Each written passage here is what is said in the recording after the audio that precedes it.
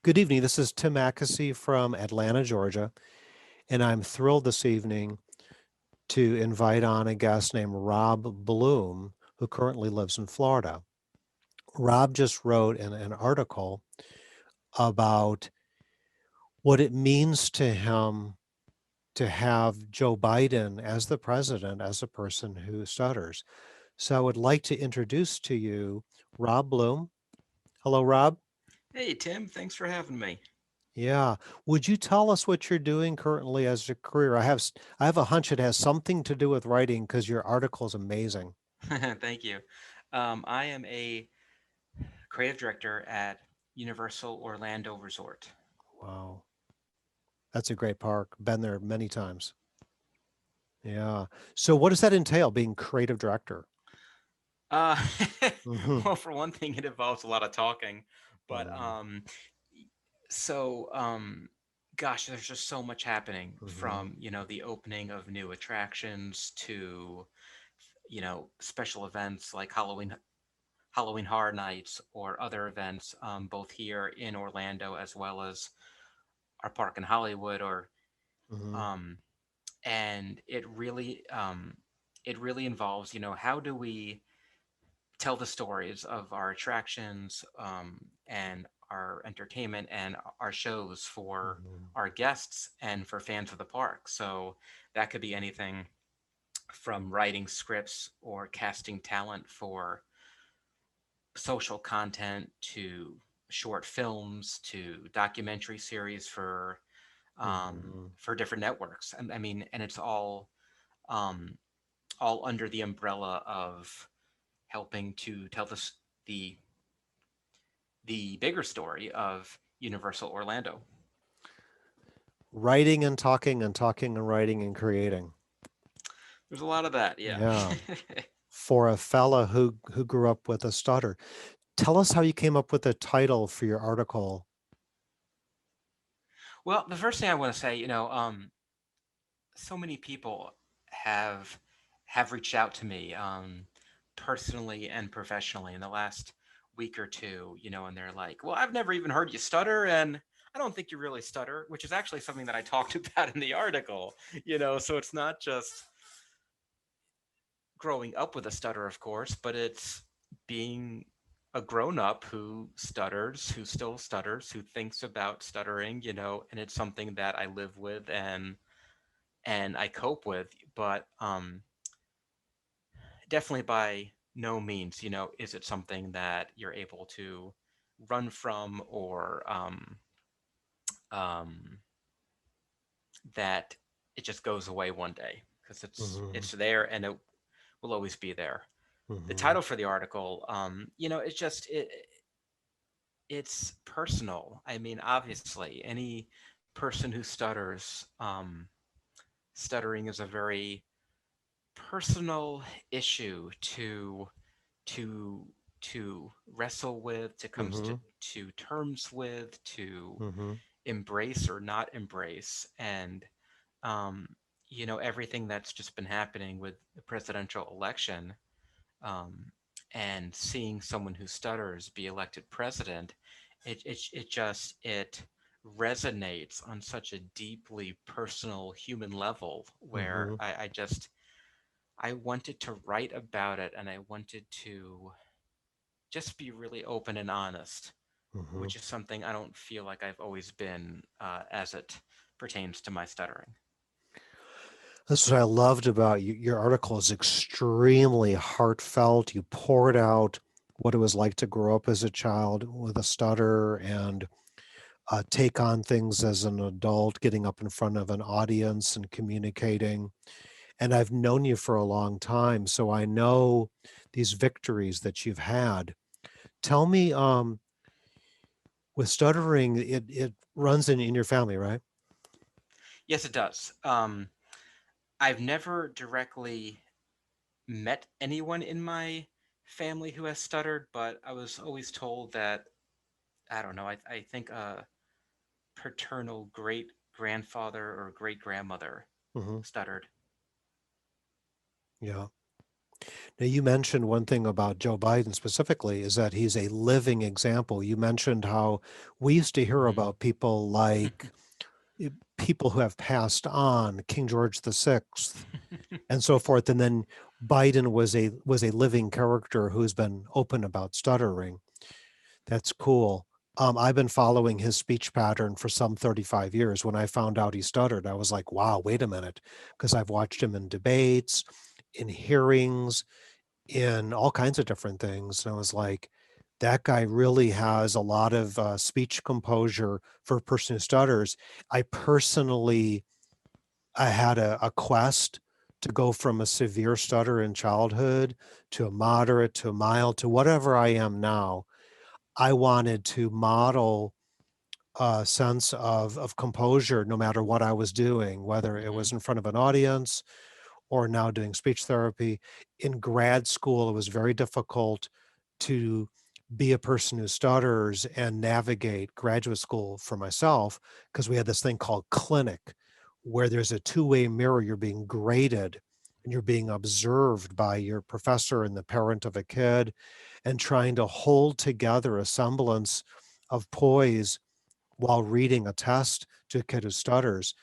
So I just had really, really high hopes, high expectations, and I looked at Joe as an example of somebody who held together under fire. Um, so in your article, you mentioned what it was like to grow up as a kid who stutters. Can you expand? Were you teased or bullied? Did you try to avoid talking as a kid? Oh boy. Where do Opened you up a can, begin, right? right? No, I mean, you know, I was never physically bullied, but I Mhm. was definitely teased, and Yeah. particularly, when you're sitting in class, and anyone who stutters can relate to sitting in class and you're reading out loud up and down the rows, and you start counting, and you figure, well, if every student in the class is reading a single paragraph, then you count the number of students ahead of you, and then you count the Mhm. number of paragraphs on the page, and then you figure out where you're going to go.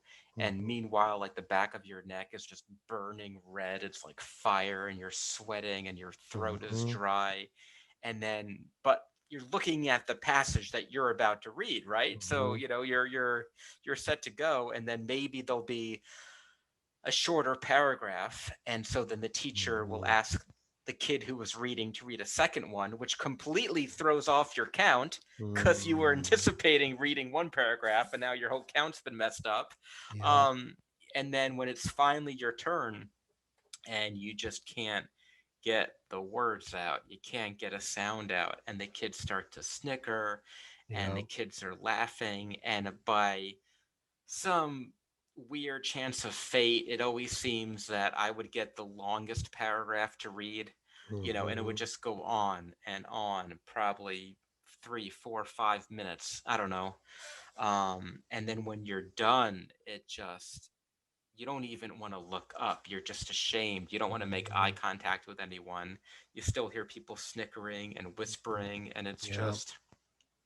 it's it's brutal. Yeah. So, and the thing is, I mean, like, yeah, that happened in elementary school, but I also have real clear memories of that happening all the way through high school. I Yeah. remember being in a college course and having to read out loud and struggling as well. So, it's not something that goes away, as I said a couple moments ago. Right. And what you're talking about is when you were anticipating your turn to read, Right. your eyes were scanning the paragraph to see which sounds and which words you might stutter on. Mm-hmm. That's called state anxiety or social anxiety, right? Mm-hmm. Um, that people can evaluate something and go, "Oh my God, I'm going to stutter there," and then maybe change words or whatever. I remember doing plays as a kid. I hated plays because everyone on their desk had a copy of the play, Yep. and I'm assigned, for example, a character named David, and every time it comes to David, it's Tim's turn. everyone's staring at the exact script Yep. and I am blocking and stuttering, and then some are like trying to help me, and you can't change words because everyone's staring at the Yep. script. I also left the room a lot as a kid when it was close to my turn to read. Oh, I would totally do that. Well, I Yeah. would try to plan it out. And I would try to plan out, okay, so if I leave at, X minute, or, XYZ possible moment, then I can Mhm. leave and say I have to use the bathroom or something. And then Mhm. you leave, and then I try to stay in the restroom, for as long as I possibly can, thinking that if I stay here long enough, when I come back, they'll have passed my turn. And I Mhm. remember on more than one instance, I would go to the bathroom, I'd wait there, and I'd wait there, and I'd wait there, and then I'd come back, and I was like just in time for them to pick me. Like it Yes. was just my turn, so I like completely had miscalculated. And then then I'm there, and I come back to class, and I sit down, and the teacher's like, Mhm. "Oh, good, Rob, it's your turn. I'm glad you're back." I'm Yes. like, "Yes, Yes. I'm glad." Thanks a lot. Yeah, we can run from stuttering, but eventually we have to face it. Like I remember, yeah, I grew up in a time when there was no smartphones. If Hmm. you wanted to date a girl, you had to call her Absolutely. home. Let's pretend there's 5 in the family. There's a 20% chance she's going to answer. Yep. If she didn't answer, my blocking was silent and people would hang up because they didn't hear anything. And I'm Yep. so ancient, they couldn't even look at the caller ID, which didn't exist. Hmm. So it was a pure, I guess, like a prank call because there's no way for them to know who called. That was horrible. Yep. Well, and Mhm, yeah, and absolutely, and I had those same experiences, but um a little younger, and so I remember Star 69 had just become a thing. So like, mm, like if you had a prank call or something, you could call back. You can enter Star 69 on the phone, and mhm, then it would tell you who called you. So yeah, I would try to call girls or even friends, and mhm, if their mom or dad would answer the phone, and I would just block and not even be able to mhm. get a word out. Yeah, they Okay. would hang up thinking it was a prank call. And then many times, they would hit star 69, or they would call me Mhm. back, um, and ask me to stop harassing them, Oh, wow. just Like you'd get assuming it was a scolded. prank call. Get scolded. Yeah. Yeah. So, I met you, how old were you? Gosh, I want to say it was probably around. I'm doing some quick math in my head, and I'm a writer, so I'm not so good at math. I was probably about 23 or You 24. were you were working in advertising in Atlanta. Mm-hmm. I remember you having a fear of words starting with D. It's true. I've got a True. my memory when I work with someone who stutters, I will remember things that are extremely particular to that individual. I remember that your favorite drink was Diet Coke and you had trouble asking for it. Sometimes you'd ask for something else. I had a phobia of water. Yeah. I moved to Atlanta broke and I didn't want a Coke, but Coke would pop out. I didn't want Hmm. to spend a buck and a half for a fountain drink, nor did I actually want to drink it, but I would block on water, just horrible stuttering. Yep. Um, I also remember you were one time assigned an apartment that began with D. Well, I was just gonna say that. So, um, yeah, the apartment, I remember it was D306, Mhm, and I mean, again, like this makes us sound ancient, but I mean, this was really mhm. before the days, of an Amazon or being able to order things online. So if you Yes, wanted to order food, you had to call up, you had to give your address. I mean, if you wanted to yes, order whatever, like a pair of running shoes or anything, like you yes. have to call, you have to give your address. And I mean, it's almost similar to the Mhm, story you were telling about the um scripts and being in Yes. drama. I mean, when you're giving your address, that's an instance where you can't substitute words. You've got to give the information Well, specifically. yeah, and like the plumbing goes out, electrical, some maintenance, some sort of a complaint with the apartment. Someone next door is, they're having a fight and they're like, "Well, where are you? I'm in, Yeah. D." This comes back to, the reality that people who stutter can develop a phobia, Mm-hmm. a fear of stuttering. They get shame and embarrassment over it. And um, you have two children Mm-hmm. who they began to stutter, and then you had to make a choice. Well, what choice did you make? Yeah. I mean, this is it's sorry about that noise. I'll get to this in a second, but Yep. it's it's hard because as a parent, you always want your kids to have more than you had, or maybe to have it easier than you had. So if you didn't have, like, say, a Nintendo growing up, you would want your kid to have the latest greatest one because you don't want them to be deprived of the things that you were deprived about. And for many of these things, you're able to control it. um, you always wanted a scooter, you didn't have one, you can buy them a scooter. But when it comes to stuttering, it's on such another level Mm-hmm. because a person who doesn't stutter can't really understand what it feels like when you're blocking on D306 or Mm-hmm. water or anything else. Right. And you can't understand that, and or the pain or or the shame or the embarrassment that that person feels. Right. It's just such a personal thing. So Mm-hmm.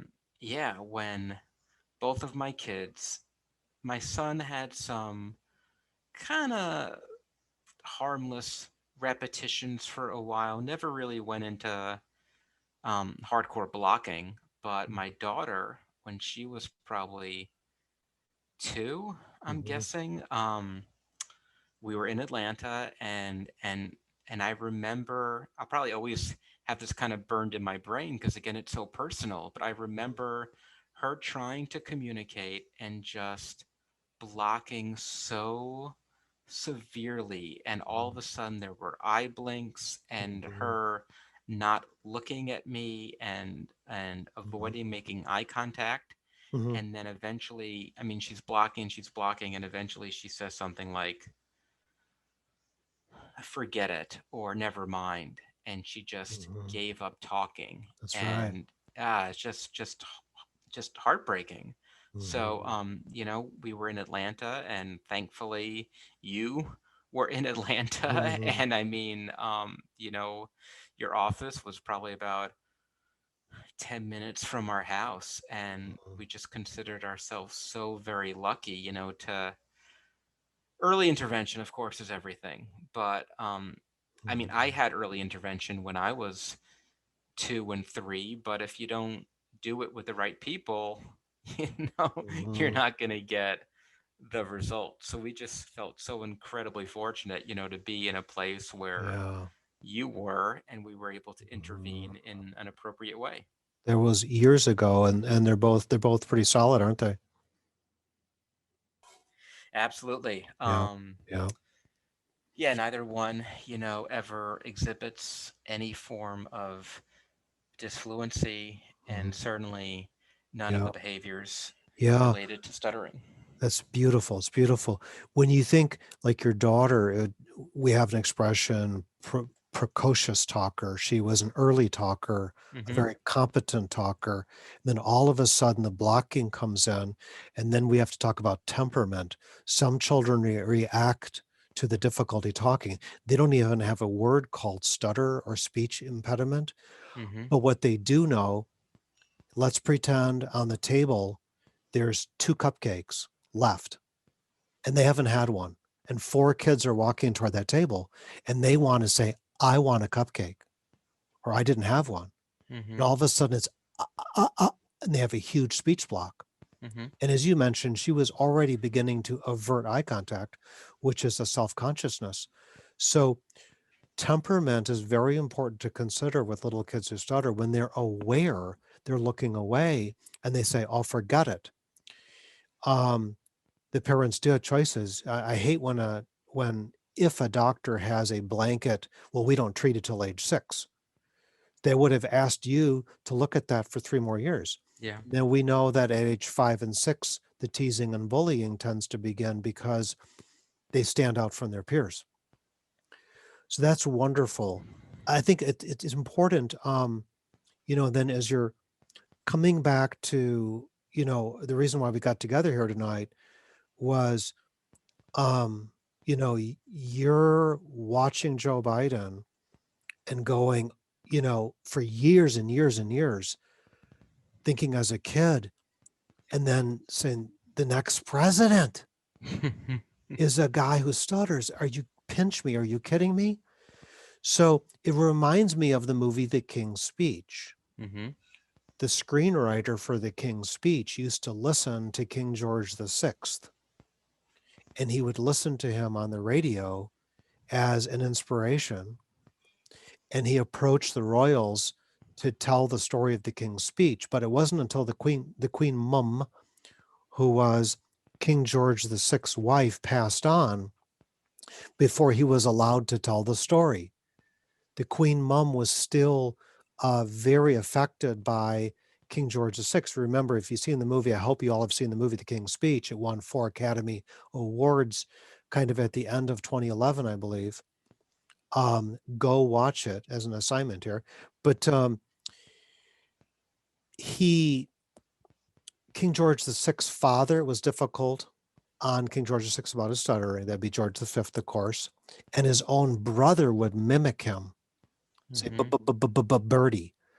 So Logue treated King George VI both as deep-seated thoughts and feelings about stuttering, as well as the overt stuttering, to help him, gain a semblance of control to speak into the microphone to announce that the United Kingdom was joining the efforts to extinguish a monster named Hitler. And, you know, is there something there as you listen to Biden, maybe? Yeah. Yeah. I mean, it just does seem so hard to believe. I mean, it really does. I mean, at the beginning of um our conversation here tonight, we were talking about, what it was like to grow up a couple decades ago, and you would see the Mhm, posters, from some of the different stuttering groups of the celebrities who stuttered, and it just seemed like, yeah, there were some really impressive names on there, but everything seemed like from a different generation. It just seemed like a lifetime ago. um and we were also living in a different world, right? Without smartphones and mhm, 24/7 media, where everything is being recorded. So, um, the fact that someone can go through, not only a political career that was several decades long, like you said, but also, then to get into the presidential race with all of the primary debates, all of that, all of the mhm, traveling, all of the speeches, then, become the candidate, then to go into the presidential debates, where, and again, where everything you do is being recorded and scrutinized and mocked. mhm. Um, Yeah. and and then to get to this point, I mean, it really does blow my mind, just Mhm, because, I mean,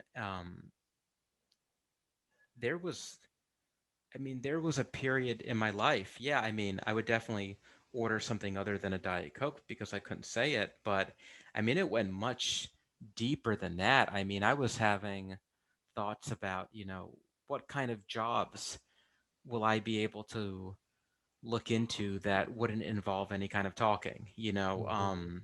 So I did I. mean, Mhm, yeah, so it's when you think about all of that and all of the personal stuff you go through and the highs and the lows and then the anger and all of that stuff, it's to have Mhm. um, a role model for people who stutter, Mhm. and this isn't a political commentary, but just to have someone you can look at and say, well, here's someone who was able to achieve this incredible position. Yeah, And, record numbers of people voted for someone who stutters. So that's right. that's encouraging. That's right. Um, I kind of think we're sharing something in common, and that is growing up with the stuttering affecting you the way it did you and the way it affected me. We're in different careers. We both had to face it because I remember when you were getting skills up in front of an audience, like to Hmm. stand in front of an audience and do a pitch. I remember that period for you. It's almost like we play football and we're looking at Patrick Mahomes from the Chiefs, right? We're like, oh my gosh, that guy, he's a phenom. He can throw sidearm, he can throw to his right hand side or roll to the left.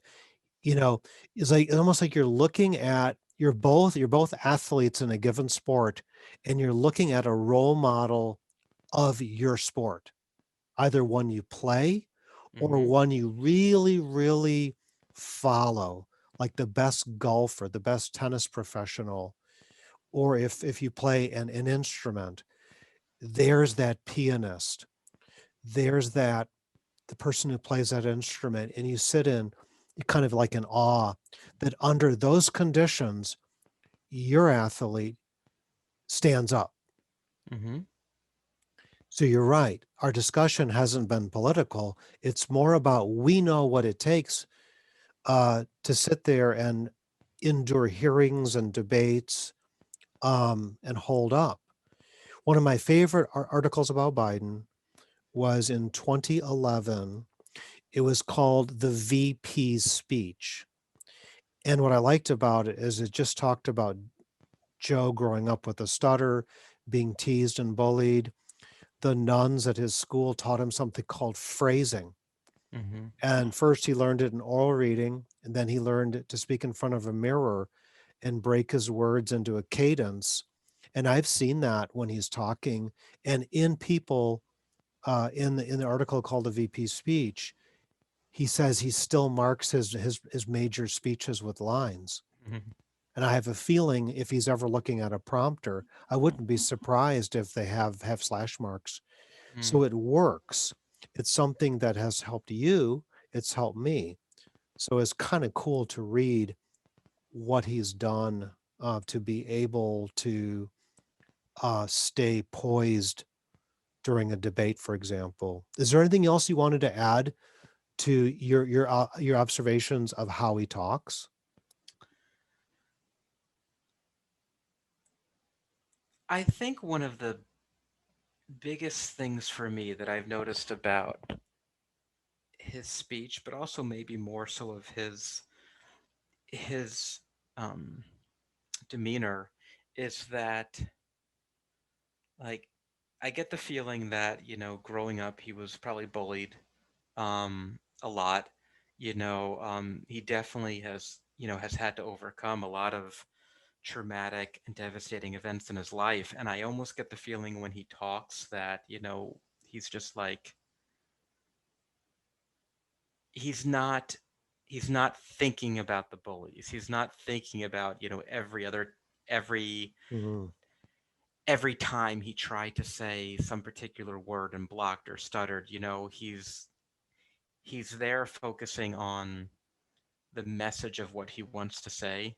mhm. And I think there's a takeaway there, that's inspiring for anyone who stutters, because I think for so long we spend time worried about how are we going to sound, you Interesting, know interesting. um and and I think if we cared a little bit less about how we sound, and instead of what are we saying, Mhm.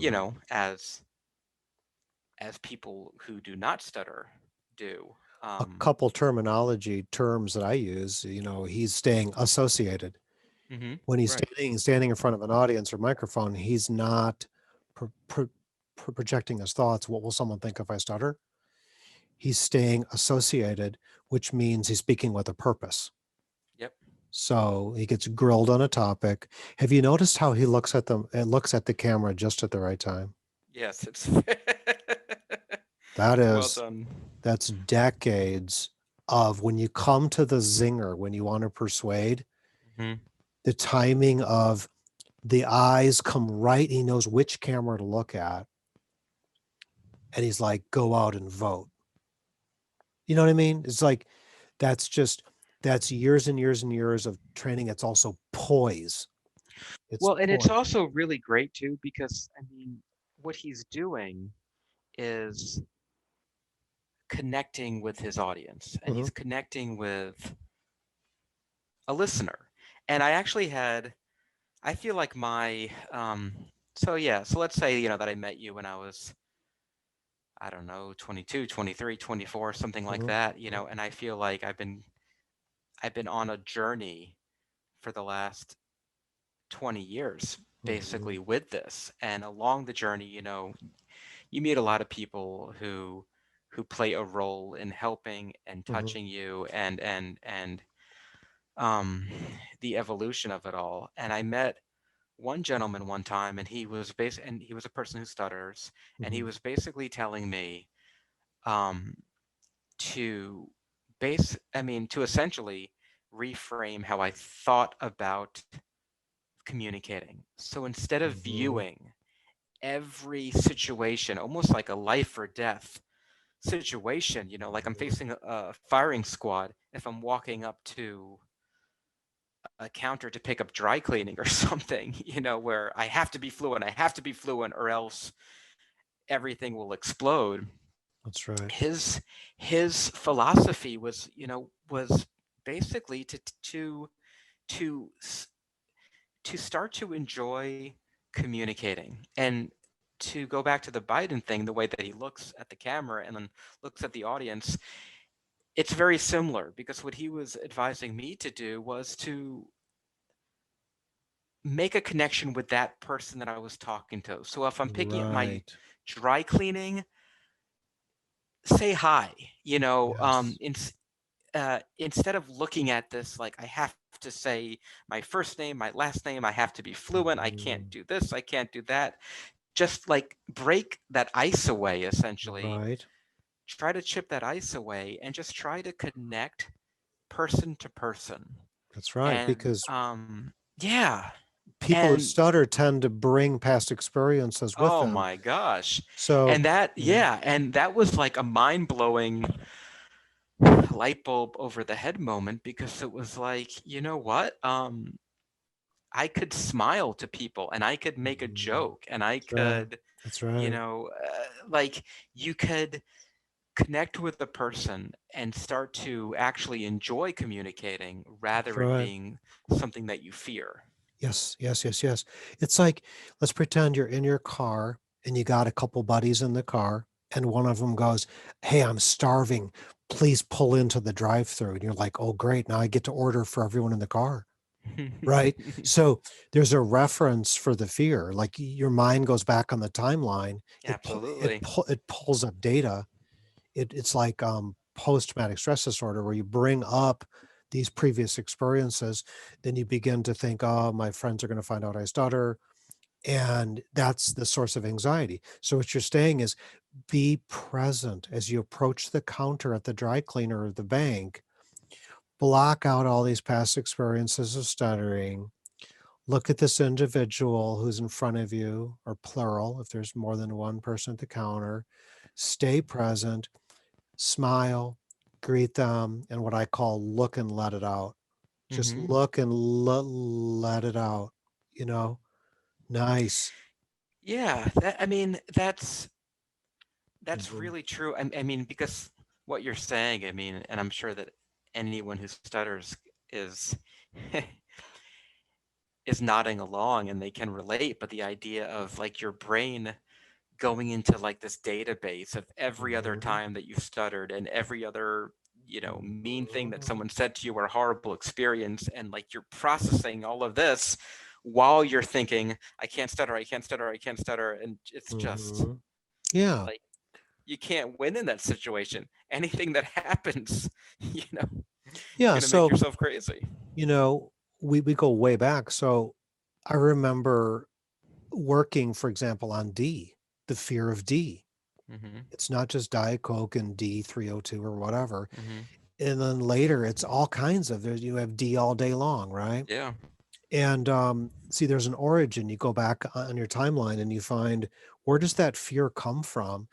And if you can resolve that, then D is as easy as F or S. But people, have experiences with certain words and sounds, and they develop a phobia. So, um, you work at a theme park during a pandemic. So, obviously, that's been very stressful. From a corporate level, I can imagine. Do we open? How do we open safely? What percentage occupancy? Social Mhm. distancing? Masks are mandatory. Did this stress, did it affect your personal speech at all?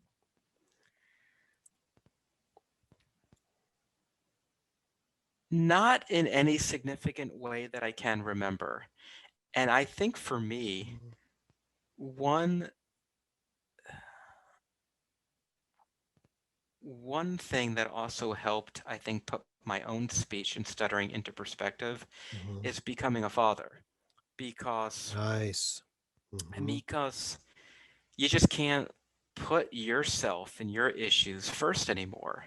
mhm, So yeah, I mean everything that you're saying is absolutely true about mhm, working for a theme park, and an entertainment company during a pandemic. That's hard, no question.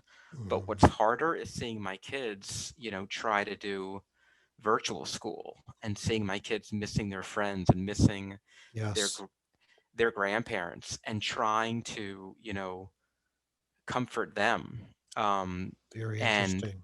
yeah, and so it almost has forced me to Mhm. put my own stuff to the side Yes, because those are two little people who need you to focus on their stuff, yes. and you know that's not to say Mhm, that some days I'm not where I'm not thinking about my mhm. stuttering maybe more than other days, but at the same time, I need to worry about them and make sure that their mental health and well-beings are taken care of too. Yeah, that's right. We know that stuttering has a component of social anxiety.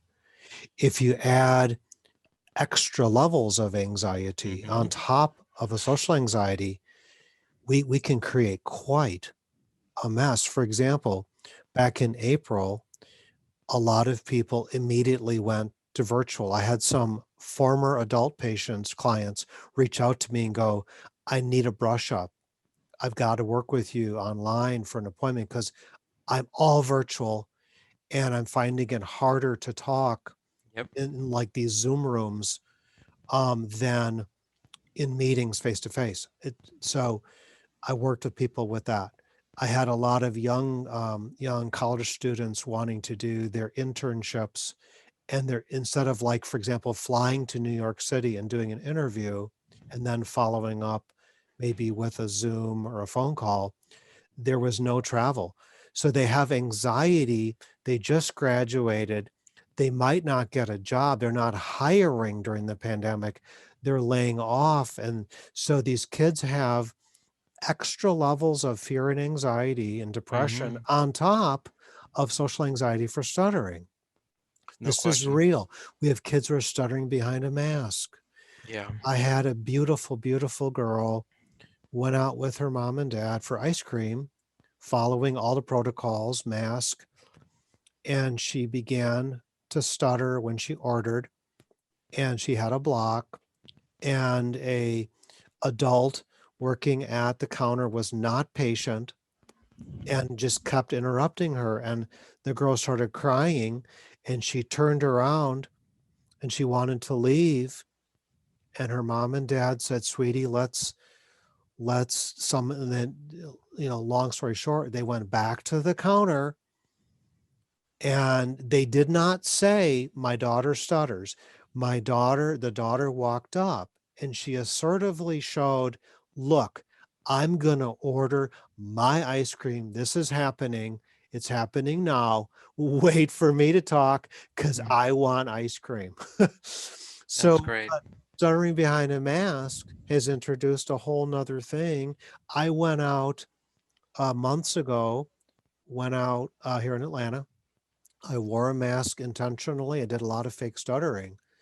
And there's the plexiglass plus the mask plus ambient noise. There could be a speaker above the counter with music, and it's chaos. And I can shift a gear. I can speak louder. I can speak clearly through my mask. Um, and it's just a whole nother layer of reality for people who stutter, is going through masks, through plexiglass, through ambient noise. Um, Quick yeah. question. So coming back to Joe Biden again, at the DNC, I know you watched the young man who spoke on behalf of Joe. He's from New Hampshire. Mhm. Were you also like blown away by this kid? Absolutely. I was blown away. I mean, I I was never that brave at his age. Ooh, I know. I mean, I was making videos Mhm. instead of doing an oral presentation Right. to the class, or Edit, re-edit, edit, re-edit, yeah, edit, re-edit. yeah, so I mean, always looking Mhm. for any way Mhm. not to have to stutter in front of people. And then Yeah. to do it, I mean, on that scale, Yes, with millions of the people world watching on a you, live feed. yeah, it's just that's powerful, and I Mhm. give him all the credit in the world. That's incredible bravery, and Mhm. I as I said, I was never that strong, and so it's really awesome to see a young man who is okay with being who he is at that age. Mhm. Braden Harrington is his name. Hmm. If there's anyone who wants to look it up online, Braden Harrington at the DNC. Today is November 30th. On December 8th, say.org will they're going to have him on as a guest. Look up say.org if you catch this in time, and they'll have some special guests, some kids who stutter, and Braden Harrington himself apparently is going to be part of this virtual event. So that's December 8th at say.org. Um, I know something else about you. You're a fan of professional wrestling. The world now knows. The world now knows it's out there. Is there anything in there about stuttering? You know, Did you live vicariously through these? uh, no, and actually, probably about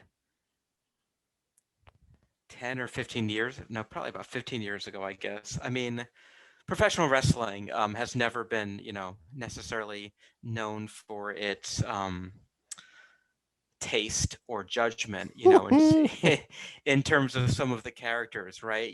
Like they're always making fun of somebody, whether it's the hillbilly southerner or No, whether fair it's, enough, fair enough. whoever. So, yeah, I mean, a while back there was a character whose gimmick was essentially that he stuttered and Ah.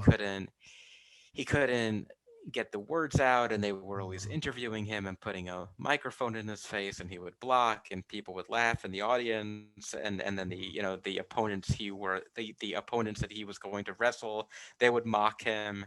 and would laugh at him. Um, Wow. and I it is I mean it almost boggles my mind, how it seems that stuttering is like one of the last things, Mhm. I guess, and I'm doing Yes. quotation marks, where it's still somewhat socially acceptable to mock, to have a character in a movie who stutters and they're Mhm. like the comic foil, or just to, Yeah. or I feel like I'm always seeing in a movie or a TV show, there will be someone who says something and someone says, "What?" And they go, "Did I stutter?" I mean, Yeah, I remember that. Yeah. yeah, it's still seems like it's Mhm. okay Yeah. to mock it, and it's That's not right. okay. It's not, and it's hurtful, and it's a cheap laugh. Mhm. I think we're making a lot of headway. I remember when Mel Tillis was on Hmm. on the Carson show, and Mel Tillis on his farm in Tennessee had some swans, and he's there with Carson. Carson was huge. I bet he had 1,000 people in his live audience, and I really enjoyed his wit until this day. Um, So Maltillus was trying to say the word swan. He started blocking. He started using his arm in the motion of like a swan's neck, like Hmm. going up and down. And Carson, you know how he would bite his lip in the corner Hmm. and start laughing. And the audience of like 1,000 people erupted in laughter at Mel Tillis's blocking and stuttering. I was about 10 years old. I will never forget the moment because I was in a room in my house alone. I was like, "Oh my God, did I just see what these adults think it's okay to laugh at stuttering?" The movie I despised the very most was a fish called Wanda, Hmm. which was horrific. Um, Anyone out here, if you haven't seen a movie called When I Stutter, you absolutely have to see it. It's a fantastic movie, 2017 production, whenistutter.org. Um, it really shows you what it's like to stutter. So watch that movie. You know, in the last year and a half, Joe Biden, his stuttering has gone full circle from being, teased in the beginning from some people that didn't understand that he really had a history of stuttering, to Braden Harrington at the DNC, like, whoa, okay. So Joe really had a stutter, to then working out all the debates and everything. It's like, okay, okay. So between better movies and an understanding of stuttering, a respect for people who stutter, I really think we're moving in the right direction. Yet we have to keep our foot on the gas pedal and make sure that all the kids out there um, are treated properly. And I think I read that the ADA just celebrated its 30th year anniversary, if not mistaken. The people who Hmm. stutter are protected. So Mm. if you are fired or not hired because of stuttering, and you know that to be the reason, you do have the law behind you. Hmm. So that's important for us to know. Um, might not have shared with you, Rob, that I was living in an apartment in Atlanta when I got engaged. And around the corner was Main Event Fitness, owned by Lex Luger and Stinger. Oh yeah. Oh, yeah, baby. I had all the wrestlers were living either one floor above my floor or the floor below. All these dudes are like 6'4", 290, and there's skinny little Tim with a stutter. And I was actually partying with some of these guys. That's fantastic. Unbelievable. That's Yeah, my story of wrestling. that's great. So I wanna ask you about a quote I love and what the quote means to you. Okay. Hmm. So my favorite Mandela quotes: "Courage is not the absence of fear, but rather the triumph over it." What does that quote mean to you? Well, I mean, I think you can't really show courage or exhibit it, if you're not tackling something that you're afraid of. I mean, Mhm. if you're going bungee jumping, but you love bungee jumping and it's your, and it's the thing that you love to do. Well, it's great that you're doing that, but it's not necessarily a courageous act because you're not Mm-hmm. overcoming anything. So, what that means to me is, you know, you have to, if you're afraid of talking because you're afraid of stuttering, the thing to overcome is not necessarily stuttering. The thing to overcome is the fear of talking. Beautiful. The fear of judgment and scrutiny. Absolutely. Right.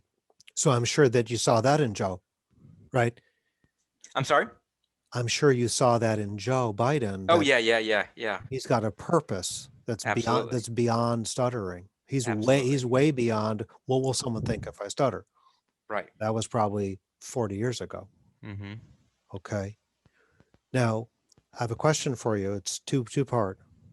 What did stuttering used to mean to you, and what does it mean to you now? I think it used to mean to me an insurmountable obstacle, Mm-hmm. um, something that felt very unfair. Mm, Why is it so easy for everyone else to talk and it's not easy for me? And and everyone else could just say whatever they want to. Um, and it used to mean a lot of pain. mm-hmm. I mean, truly. I mean, like you think about all of the memories, you think about the hard times, and it's there's not a lot of good memories from my from my childhood about stuttering. I had a wonderful childhood, but as far as stuttering is concerned, that's not such a great Mm, time. But now, I mean, I really look at it as something that has helped morph me into who I am in mm-hmm. terms of um, I think being really empathetic. Yep. I think being really sensitive to other people Yeah. and their needs. And I think viewing stuttering now as almost, I mean, as almost a gift because, you know, it's made me who I am and it's Mm-hmm. a part of me. Yeah. As a father, I bet you're more intuitive about feelings. Yeah, I mean, Um, if there's anything, particularly in our house during the pandemic, if there's anything, we definitely have a lot of feelings. So, uh, so we talk about feelings a lot. mhm. Yeah. In a sense, um, the meaning we attach to stuttering Hmm.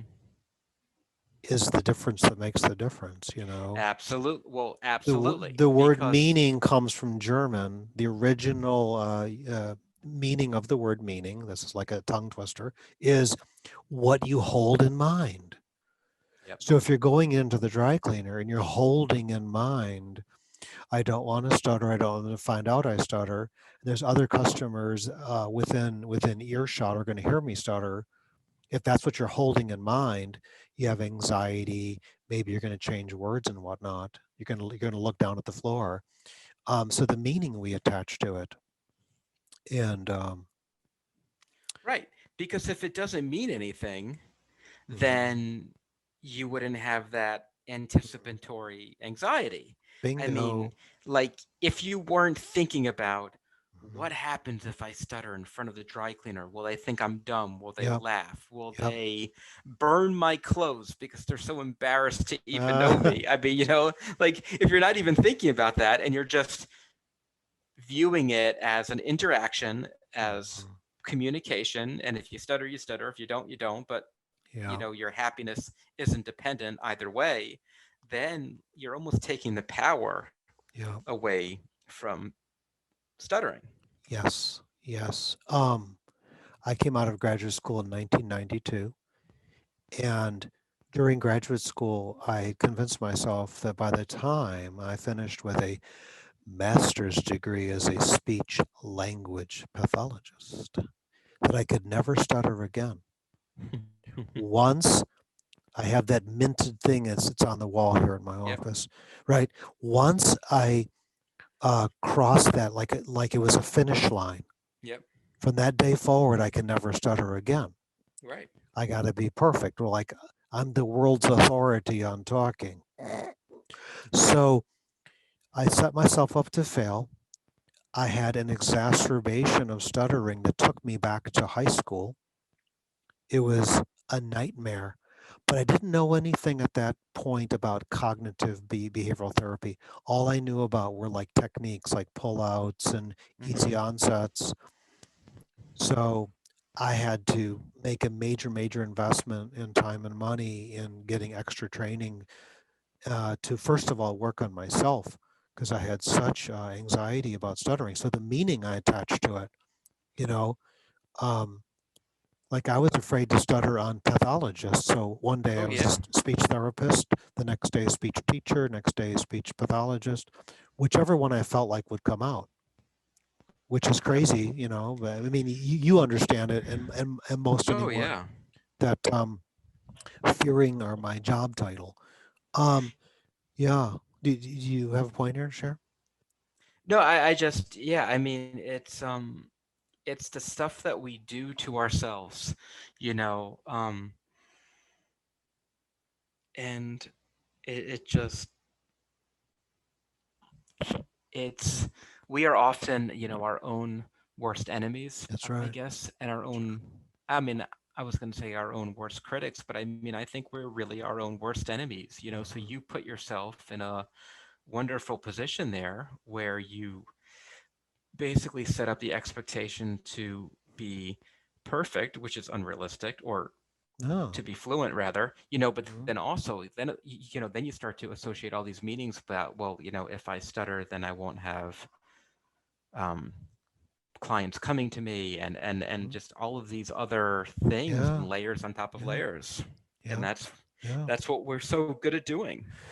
Yeah, I have I'm blessed to have a chance to work with someone that wants to be a firefighter, someone Hmm. that wants to um, go into the police force, someone that wants to go into the military, someone that wants to go to law school, somebody that wants to become a doctor. They're entering medical school and they're in a flare up of stuttering, and you and I know why. They're freaking out about stuttering as a physician, Sure. all the way to the high school kid that wants to get his first job or her first job at the counter at a fast food restaurant, to the boy or girl that want to prepare for their bar mitzvah or bat mitzvah. Hmm. I've had the joy of being involved in many of those. So this is when, when somebody has a goal, it's fun to pursue their goal with them. So what advice do you have for parents of kids who stutter, Rob? I mean, the first thing I would say is, if you can get some sort of early intervention, Hmm. and it's the right intervention, Yeah. I would definitely recommend that. I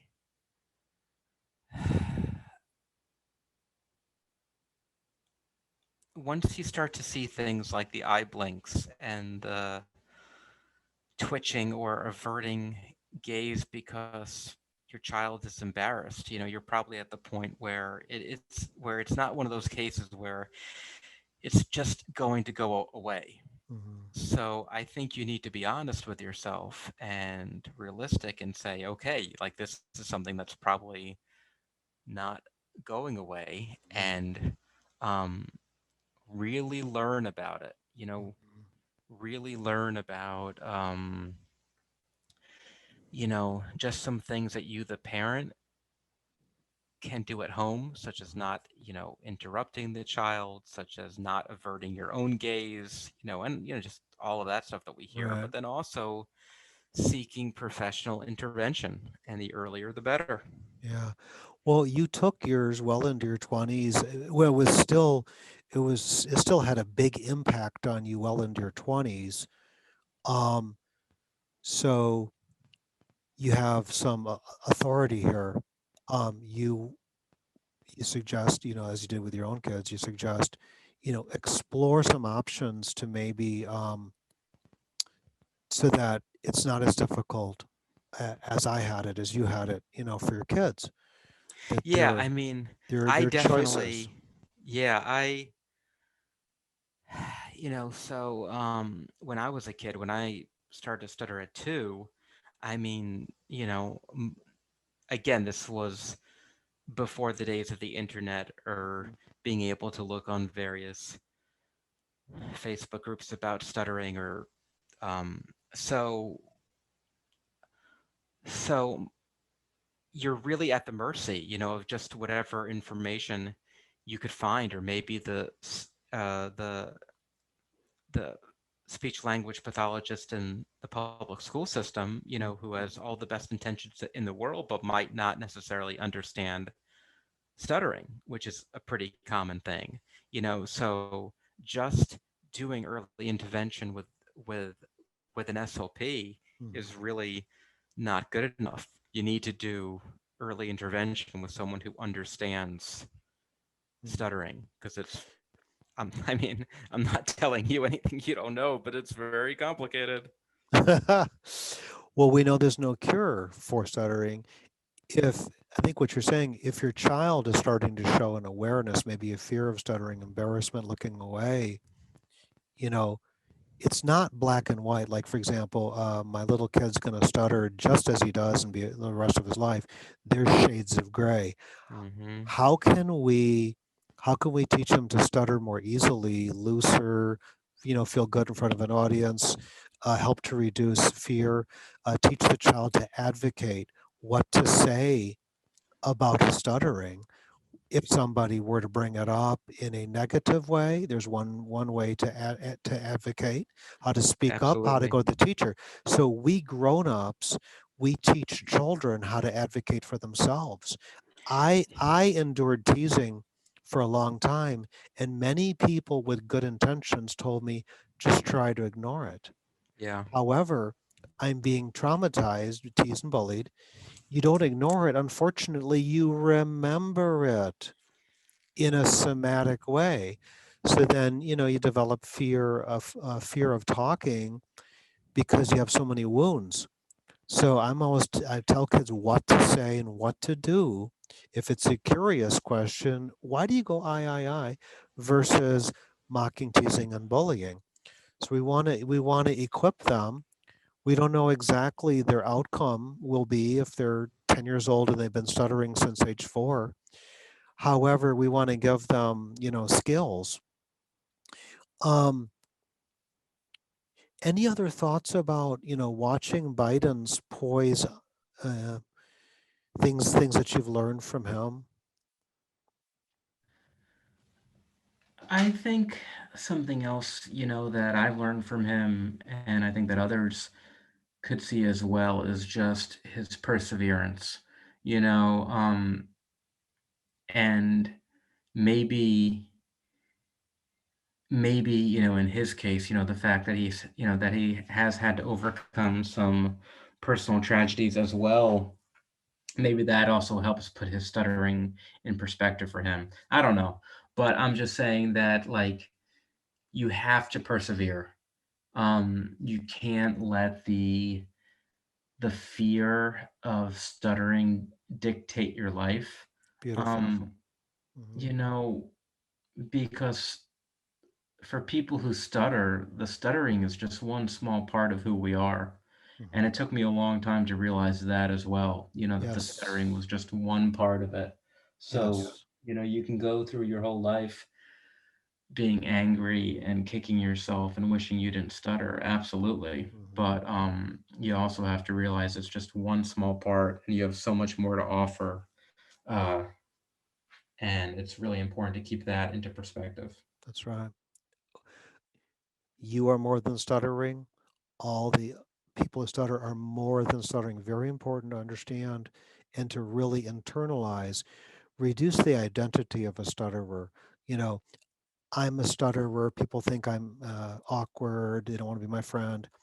That's the identity of the stutterer, where everything's wound up. I'm defined by stuttering.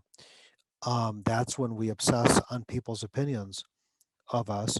So it's changing the meaning and the identity to a person who stutters. Um, works out a lot better, see all your gifts and skills. And clearly you had a lot, man. Um, People don't know that I taught you to draw and sketch, but we'll keep that private. I can draw stick people pretty well. Hey, But that's good.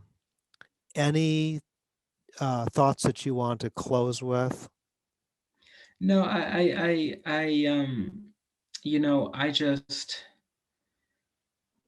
just want, you know, if there are people who are listening to this and people who stutter or parents or friends of people who stutter and they're listening to this, I would just want everyone to know that, I mean, it does not have to define you again, and it doesn't have to control your life.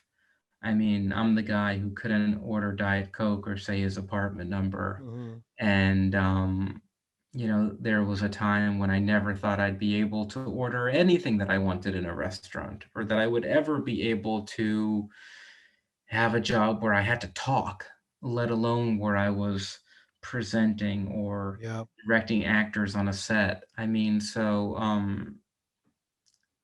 you you were more than your stuttering, and Mhm. you do not have to let it define you.